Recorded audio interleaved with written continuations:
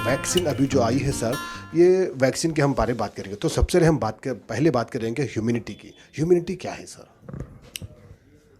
सबसे पहले कोरोना से शुरू करते हैं। कोरोना बीमारी के ताबूत में आखिरी कील वैक्सीन है। ये सबसे बेहतर इलाज है और सबसे कामयाब इलाज है। बची बात इम्यूनिटी होती क्या है। हम लोग बहुत गलत समझ गए इम्यूनिटी को। हम समझते हैं कि ज़्यादा अच्छा खाना खाने से, ज़्यादा विटामिन खाने से इम्यूनिटी बढ़ जाती है। कोरोना के केस में ऐसा नहीं है। इम्यूनिटी का मतलब है हमारी बॉडी की लड़ने की ताकत।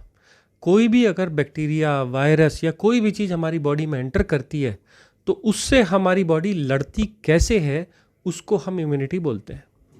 इस इम्यूनिटी में हमारे अंदर, जैसे हमने बोले हैं, लाल रंग के सेल होते हैं, खून, ऐसा वाइट कलर का भी ब्लड होता है जिसे बोलते हैं WBC। ये WBC दो तरह के होते हैं, एक B तरह के और एक T तरह के। जो B वाले होते हैं वो पहले ही उनके अंदर पता होता है कि किससे कैसे लड़ना है। T वाले जो सेल्स हैं ये पता करते हैं कोई भी नई चीज़, जैसे कोरोना आज तक दुनिया में नहीं था तो इससे कैसे लड़ना है, ये T सेल्स हमको समझाते हैं कैसे लड़ना है, और वो B सेल को इन्फॉर्मेशन भेजते हैं। फिर B सेल मल्टीप्लाई करके हमारी बॉडी में इम्यूनिटी बनाता है। तो ज़्यादा विटामिन खाने से, ज़्यादा खाना खाने से इम्यूनिटी नहीं बनती। पतले लोगों की भी इम्यूनिटी अच्छी होती है, बट स्वस्थ, ताकतवर और रूटीन लोगों की इम्यूनिटी अच्छी होती है, विटामिन से नहीं होती। सर ये बात तो आपने इम्यूनिटी की बता दी। Vaccine, what is the vaccine? Vaccine क्या है सर? देखिए सर, जैसे ही हमारी बॉडी में एक वायरस या बैक्टीरिया एंटर किया, अब हमारी बॉडी उससे लड़ने के लिए तैयार होगी। कोरोना में जैसे ये बीमारी 10वें दिन तक बहुत फैल जाती है। अगर 10 दिन के अंदर अंदर हमारी बॉडी ने इम्यूनिटी नहीं बनाई तो कोरोना वायरस जीत जाएगा। इसका मतलब कोरोना वायरस हमसे पहले स्टार्ट हो गया अपनी चीज़ दिखाना। और यही अगर हमारी बॉडी में पहले कोरोना वायरस की मेमोरी होती कि उससे कैसे लड़ना है, उस तरह के वायरस से कैसे लड़ना है, तो वायरस के एंटर करने से पहले ही हमारी बॉडी उसके लिए तैयार रहती। तो हम लोग क्या करते हैं, बड़ी सिंपल टर्म्स में कोरोना वायरस को निकाल के उसमें एसिड या कोई ऐसी चीज़ या गर्म करके उसको मार देते हैं बाहर। वो मरा हुआ वायरस हमारी बॉडी में इंजेक्ट करते हैं। जब भी हमने वो मरा हुआ वायरस इंजेक्ट किया तो हमारी बॉडी उसके खिलाफ लड़ना शुरू कर देती है। अब क्योंकि ये वायरस कमज़ोर और मरा हुआ है, ये बीमारी नहीं कर सकता, बट हमारी बॉडी को समझ आ जाता है कि कुछ नया आया। अब जो भी वो नया आया उससे कैसे लड़ना है, बॉडी उसकी मेमोरी बनाती है। नेक्स्ट टाइम हमको जब भी कोरोना वायरस होगा तो वो बॉडी इमीडिएटली एक्ट करेगी और बीमारी को वहीं पे रोक लेगी। सर बहुत से लोग, अभी वैक्सीन आ चुका है तो बहुत से लोग ले रहे हैं, तो क्या ये वैक्सीन, जैसे कि आप जानते हैं कई लोगों की मौत भी हो चुकी है इस वैक्सीन से, तो क्या ये वैक्सीन से पहले कोई टेस्ट होता है? क्या ये वैक्सीन सिर्फ कोरोना जिनको आया था वही लोग ले सकते हैं, या फिर हर आदमी के लिए ये रहेगा? जैसा कि पोलियो का जो ड्रॉप है, क्या उसके लिए हर, जैसा कि बच्चों को देते हैं, क्या उस तरह से हर आम आदमी को लेना चाहिए? इसके बारे में कुछ बताइए सर। पहले तो हमें ये समझना पड़ेगा कि वैक्सीन किस किस तरह की है दुनिया में। चाइना और इंडिया ने जो पहली वैक्सीन्स बनाई, वो वैक्सीन वायरस को मार के बनाई। इन वायरस को अंडों में उगाया जाता है, उसके बाद कुछ दवाइयाँ डाल के उनको डीनेचर करके वायरस को मार दिया जाता है। ये मरा हुआ वायरस का इंजेक्शन जब हमको देते हैं तो इससे हम इम्यूनिटी बनाते हैं। बट ये वायरस, ये जो वैक्सीन है, ये उतनी कारगर नहीं है, क्योंकि इसकी जो सेफ्टी मानक जो बताए गए थे वो 94% है। कुछ चाइना की रिसर्च वैक्सीन में ये वैल्यूज़ जब इन्होंने ट्राई करी चाइना के अंदर तो 50 से 50 तक भी पाई। तो ये तो पक्का है कि इस वैक्सीन की, जो मरी हुई वैक्सीन है, इसकी इफेक्टिविटी मतलब काम करने की ताकत 50 से लेके 94% तक है। मतलब अगर हम 2 आदमियों को देंगे तो कम से कम एक आदमी की तो जान बची जाएगी। दूसरी बात, इसके साइड इफ़ेक्ट। ज़्यादातर लोगों को वैक्सीन लगाने के 1 या 2 दिन में कोरोना के जैसा बुखार आता है, शरीर में दर्द होती है, कुछ लोगों को सिर दर्द भी हो सकता है और नौजिया, वॉमिटिंग जैसा भी महसूस हो सकता है। अगर ऐसे लक्षण आ रहे हैं तो क्या हमें डरना चाहिए? नहीं डरना चाहिए, क्योंकि बॉडी उस वैक्सीन के अगेंस्ट अपनी एंटीबॉडी बना रही है। यही शो करता है कि हमें बुखार आ रहा है। अगर मुझे बुखार आया तो इसका मतलब है वैक्सीन काम कर रही है। अगर मुझे बुखार ही नहीं आया तो हो सकता है कि वैक्सीन काम कर रही हो या हो सकता है ना कर रही हो। दूसरी बात, जो लोगों ने बोला कि एक या दो लोगों की मौत हो गई, एक को हार्ट अटैक हो गया, क्या वैक्सीन हार्ट अटैक कर सकती है या क्या वैक्सीन से मरा जा सकता है? रोज के हिसाब से इंडिया में 1 से 2 मौतें तो होती ही होती हैं।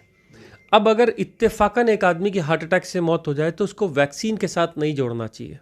देखिए, सारी दुनिया को वैक्सीन मिलेगी और रोज के हिसाब से कई 100 लोग पूरी वर्ल्ड में मरते हैं।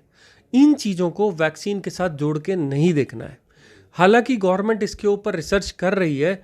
अगर कोई मेजर साइड इफेक्ट अभी भी आया तो गवर्नमेंट इमीडिएटली उसके ऊपर एक्शन लेगी या ये वैक्सीन को वापस ले लेगी।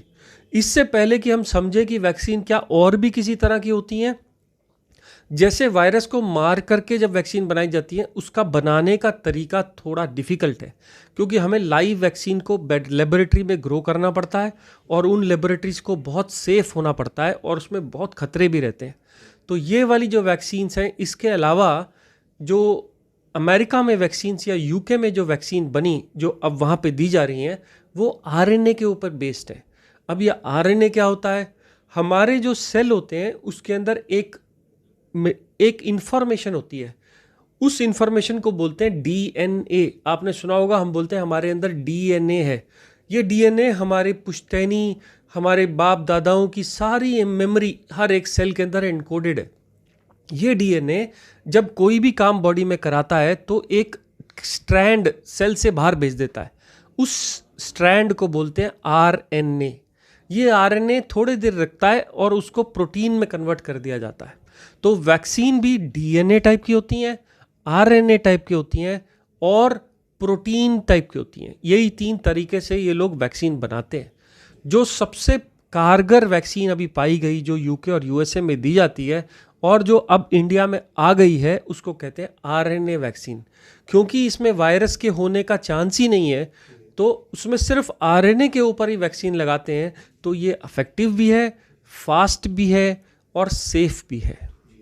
सर, आपने बात की, बहुत अच्छा सा समझाया, लेकिन यहाँ पे एक और सवाल हम लोग भी जानना चाहते हैं कि वैक्सीन के जब लेंगे तो उसके क्या कोई डोज होते हैं? क्या मतलब कितने डोज लेंगे? एक ही बार लेना होता है या फिर 102-3 बार कोई पीरियड में लेना होता है?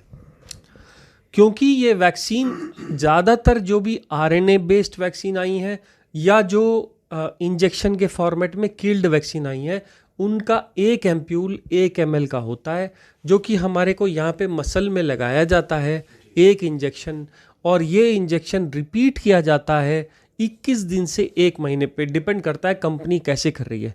सरकार पहले फेज़ में जो वैक्सीनेशन कर रही है तो फ्रंट लाइन वॉरियर्स, जैसे कि हॉस्पिटल में काम करने वाले कर्मचारी, सरकारी और private, doctors, nurses, policeman, army man या जो भी लोग इस प्रोफेशन से जुड़े हुए हैं, उन लोगों को ये वैक्सीन सबसे पहले लगाई जा रही है।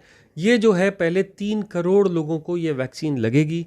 इसकी सेफ्टी डाटा इकट्ठा किया जाएगा, तभी हम लोग नेक्स्ट फेज़ में दूसरे लोगों को ये वैक्सीन देंगे। दूसरे फेज़ में वो लोग आएंगे जो लोग 50 साल से ऊपर के उम्र के हैं या 50 से कम वाले जिनको ज़्यादा खतरा है, जैसे जिनको किडनी की प्रॉब्लम है, हार्ट की प्रॉब्लम है, डायबिटीज़ है, ब्लड प्रेशर ज़्यादा रहता है, या जो बहुत कमज़ोर लोग हैं। इन लोगों को सेकंड फेज़ में वैक्सीन लगाई जाएगी। सबसे लास्ट में वो लोग आएंगे जिन लोग स्वस्थ हैं और कोरोना के इन्फेक्शन से बच सकते हैं खुद भी। इसी सीक्वेंस में सरकार ने भी वैक्सीन लगाने का तैयार किया है। अच्छी बात, जो लोग लास्ट में आएंगे उन लोगों को ये भी पता होगा कि ये वैक्सीन वाकई में कितनी सेफ़ है। बट अगर आप मुझसे पूछें तो 30 से 40 हज़ार लोगों के ऊपर ये ट्रायल होने के बाद ही इन वैक्सीन्स को अप्रूवल मिला है WHO से। ये वैक्सीन स्टेज 3 का भी ट्रायल पास कर चुकी हैं। तो ट्रायल्स क्या होते हैं? सबसे पहले इस वैक्सीन को जानवरों में ट्राई किया जाता है। जानवरों के अंदर वैक्सीन डाल के ये देखी जाती है क्या ये काम कर रही है कि नहीं, और अगर काम कर रही है तो इसका पहला फेज़ ट्रायल आदमियों में किया जाता है, जिसमें 8 से 10 ह्यूमंस को लिया जाता है और ये देखा जाता है कि इसकी डोज कितनी देनी है। उस डोज के बाद ये तय किया जाता है ये साइड इफ़ेक्ट कर रही है कि नहीं कर रही। जब 10 लोगों में ये तय हो जाता है कि हमें ये डोज में ये साइड इफ़ेक्ट हैं और ये हमारी वैक्सीन की ताकत है, तो हम इसको सेकंड फेज में लेके जाते हैं, जहां कुछ 100 लोगों को ये ट्रायल दिया जाता है। वो डेटा पास होने के बाद स्टेज 3 में आता है। क्योंकि कोरोना की नॉर्मल वैक्सीन बनने में 20 साल लगते थे, कोरोना आने के बाद हमें ये वैक्सीन 1 साल में तैयार करनी थी, और इतने सारे लोगों को वर्ल्ड में देना है जो कि आज तक के लेवल पे कभी नहीं किया गया। इसलिए किसी भी सरकार ने या किसी भी प्राइवेट ऑर्गेनाइजेशन ने इन ट्रायल्स को 1 सेकंड के लिए भी नहीं रोका, और कुछ जो अप्रूवल्स हैं वो भी इमरजेंसी बेस पे दिए गए। उसे कहते हैं इमरजेंसी बेस्ड यूज़। ये मानव जाति के भले के लिए किया गया। और तीसरा, क्योंकि इतने सारे लोगों को वैक्सीन किया गया, इसलिए जो फाइनल थर्ड फेज जो ये लोग बोल रहे हैं हमने नहीं किया, थर्ड फेज भी कई वैक्सीन्स में हुआ जिसमें 40-40 हज़ार लोगों पे कोई साइड इफेक्ट नहीं पाया गया। जो साइड इफेक्ट पाया गया वो बुखार, जुकाम, सिर दर्द होना या उल्टी होना ही है। ये जुकाम, बुखार, सिर दर्द अच्छी निशानी है, बुरी निशानी नहीं है। इससे बॉडी के किसी भी हिस्से में, जैसे ब्रेन के शक्ति में, हार्ट की ताकत में, किडनी में, या कभी कभी लोग ये सोचते हैं कि हमारी बच्चा पैदा करने की ताकत भी वैक्सीन से कम हो जाती है। ऐसा कुछ भी नहीं है, ये सब मिथ है। वैक्सीन अगर बुखार दे रही है तो आप मान के चलिए कि वो काम कर रही है। और अगर आप ये सोच रहे हैं कि हार्ट अटैक वैक्सीन से होता है, तो वो नहीं हो सकता। लोग मरेंगे। पहले भी हर रोज़ के हिसाब से एक मोर्टेलिटी डेटा है। तेलंगाना में, हैदराबाद में, इंडिया में या वर्ल्ड में रोज़ के हिसाब से लोगों को हार्ट अटैक भी होता है, जुकाम बुखार भी होता है, फीवर भी होता है, मलेरिया भी आता है। बट क्या ये सिर्फ वैक्सीन से हो रहा है? ये डाटा कलेक्ट होगा लास्ट फेज ट्रायल में, बट ऐसा नहीं है, और ये वैक्सीन सेफ है। सर, एक और आखिरी सवाल यहाँ पूछेंगे कि वैक्सीन का कॉस्ट क्या होता है? सर, पूरे वर्ल्ड में वैक्सीन डिफरेंट कॉस्ट से दी जा रही है। चाइना में ये कॉस्ट लगभग 600 रुपये, उनके 600 रुपये, जो हमारे लगभग 6,000 रुपये के आसपास आती है। अमेरिका में ये $60 की मिल रही है, जो कुछ 2,400-500 रुपये तक आती है। इंडिया में हेल्थ केयर वर्कर के जो पहले 3 करोड़ डोज हैं, वो गवर्नमेंट ने अनाउंस किए हैं कि वो फ्री देंगे।